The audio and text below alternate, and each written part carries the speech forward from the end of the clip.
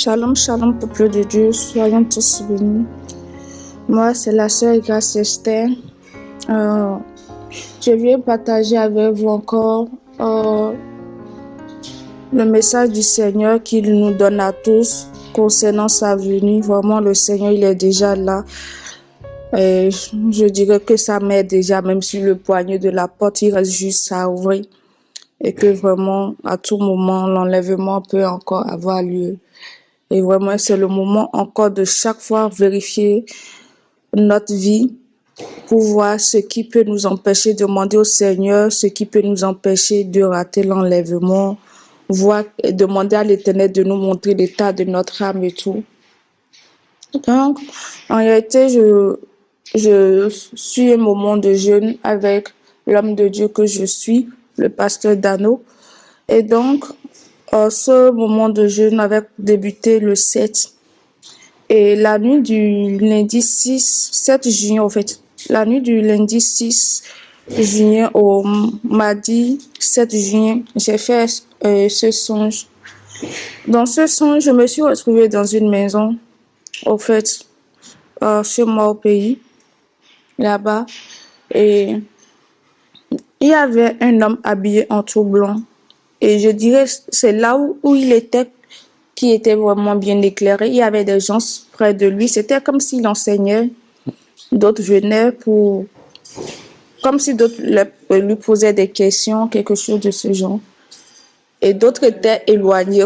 Ils n'étaient pas intéressés au fait de sa présence. Et après, moi, j'ai quitté l'autre groupe. Je me suis approchée du Seigneur. Il était comme si assis sur une natte. Et il s'est appuyé sur le coude ou quelque chose de ce genre. Donc, moi, quand je suis venue, je me suis agenouillée et j'ai commencé par pleurer. Et je me suis agenouillée, j'ai commencé par pleurer. J'ai mis ma tête sur sa poitrine et je lui ai posé cette question. Et je lui ai dit, Seigneur, est-ce vrai que les mèches sont mauvais? Parce que sur ma tête, il s'est fait que j'ai des mèches sur ma tête.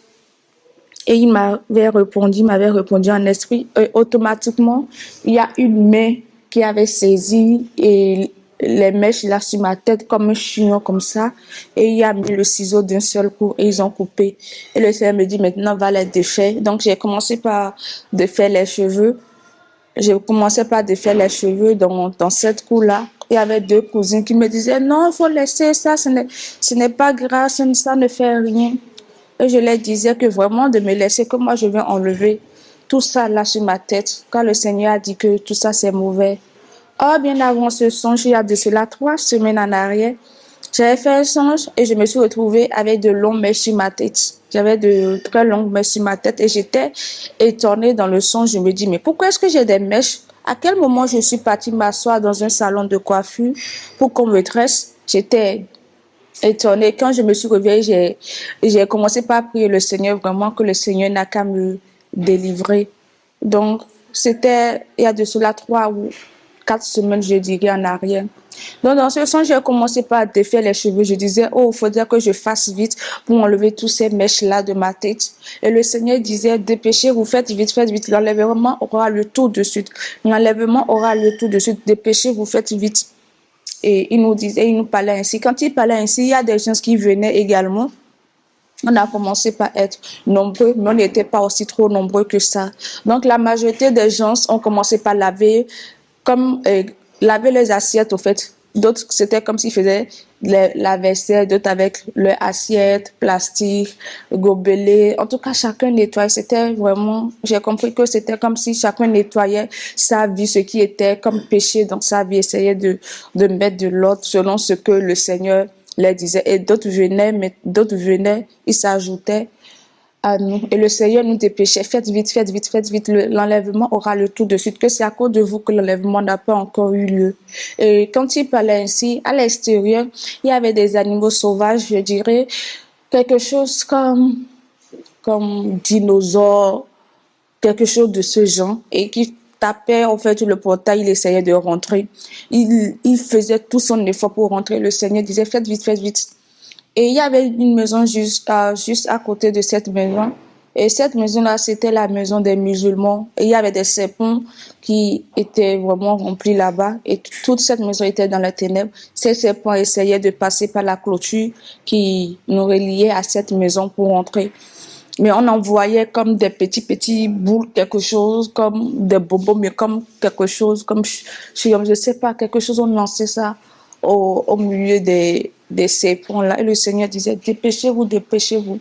Et quand j'ai vu que vraiment j'ai enlevé tous les mèches de ma tête, j'étais là, je demandais s'il y a encore des choses qui manquaient.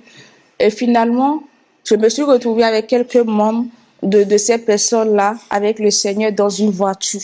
On était dans une voiture et toute cette voiture-là, il n'y avait pas réellement de toiture. En fait, ça n'avait pas de toiture. On était dans cette voiture, on était là. Et j'ai dit, Seigneur, j'espère que je serai enlevée. Ah, enfin, je suis dans la voiture là maintenant. J'espère que je serai enlevée. Est-ce qu'il me manque quelque chose? Quand je me suis posé cette question, c'est venu dans mon esprit que vraiment, j'ai des dettes que je n'ai pas payées. Parce que avant que je ne voyage, j'ai acheté des habits chez une bonne dame et je lui ai pas payé tout son argent avant que je ne vienne ici. Donc je disais, mais j'avais payé cet argent, j'ai essayé de faire comme une offrande dans la salle de prière où je prie parce que il n'y a pas une église au fait. Je ne fréquente pas une église dans cette nation où je suis. Il n'y a pas une église proprement dite dans la ville où je suis. Donc, quand j'ai pensé ainsi, en même temps, l'enlèvement a eu lieu. Le Seigneur est quitté au milieu de nous avec quelques personnes, à peine 2 ou 3 personnes. Et tout de coup, on n'était plus dans la voiture, on était maintenant à pied, on fuyait, on courait. Le temps que la voiture, le Seigneur était avec nous et la voiture s'éloignait, tout était ténèbres, au fait. Et des gens venaient, ils étaient comme des militaires. En réalité, c'était des démons en chair. Et vraiment, les gens de ce quartier, du lieu où on quittait, eux, ils dormaient paisiblement. Ils s'en doutaient pas de ce qui allait vraiment leur arriver. Et ils étaient tranquillement. Et ces gens-là, ils ont commencé par remplir tous les lieux. Donc, finalement, nous, on s'est retrouvés au niveau d'un village, au fait.